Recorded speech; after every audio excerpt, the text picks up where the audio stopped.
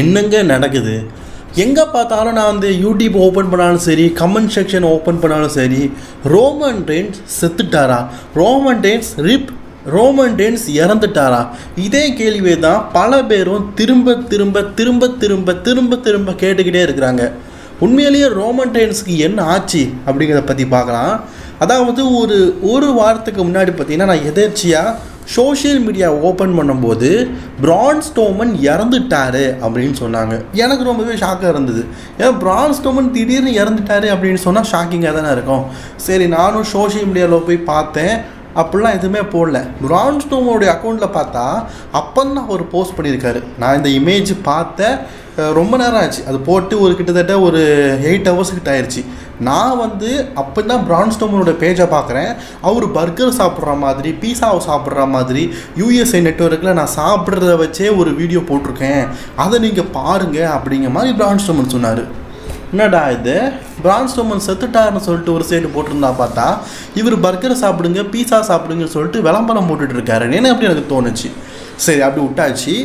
அடுத்த நாள் பார்த்தா கமெண்ட் செக்ஷனில் வந்து நிறைய பேர் கேட்ட கேள்வி என்னென்னா, ப்ரோ நாங்கள் வந்து தொடர்ச்சியாக ஒரே ஒரு விஷயத்த பார்த்துக்கிட்டே இருக்கிறோம், ரோமன் இறந்துட்டாரு, அவர் வந்து ஹாஸ்பிட்டலில் இருக்க மாதிரியும் தீவிர சிகிச்சையில் இருக்க மாதிரியும் இன்ஸ்டாவில் வந்து நாங்கள் வீடியோ பார்த்தோம், உண்மையிலேயே என்னாச்சு, இறந்து போயிட்டாரா அப்படின்னு கேட்டாங்க.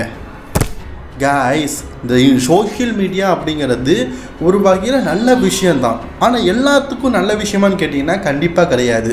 புரளிகளை நிறைய உருவாக்கும். ஆனால் அந்த புரளிகளை நீங்கள் நம்புவீங்கன்னு சொல்லிட்டு நான் நம்பவே இல்லை. நிறைய பேர் கேட்டிருந்தீங்க, ரோமன் ரெயின்ஸ் என்னாச்சு, ரோமன் ரெயின்ஸ் இறந்துட்டாரான்னு. அதுக்கு காரணம், நீங்கள் ரோமன் ரெயின்ஸை சில நாளுக்கெல்லாம் WWEல பார்க்கல. நான் அப்டேட் சொல்ல தான் செய்கிறேன். பட் இருந்தாலும் நீங்கள் இன்ஸ்டாகிராமில் அது எப்படி அப்லோட் பண்ணியிருக்காங்க தெரியுமா? நான் சைடில் கொடுக்குறேன் பாருங்கள்.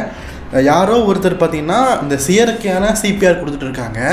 அதில் ரோமன் ரெயின்ஸ்க்கு இன்ஜுரி ஆன மாதிரியும் ரோமன் ரெயின்ஸ் ஹாஸ்பிட்டல் இருக்க மாதிரியும் ஒரு வீடியோ இல்லை, தொடர்ந்து 1 2 3 4 விதவிதமாக போடுறாங்க, டிஃப்ரெண்ட்டாக போடுறாங்க.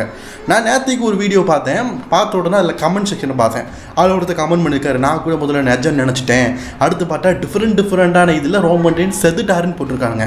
இதில் பார்த்த எல்லாருமே நான் ரெஸ்லிங் ஃபேன்ஸ் எக்கச்சக்க பேர். அவங்க ரோமன் ரெயின்ஸ் செத்துட்டாருன்னு நினைப்பாங்க.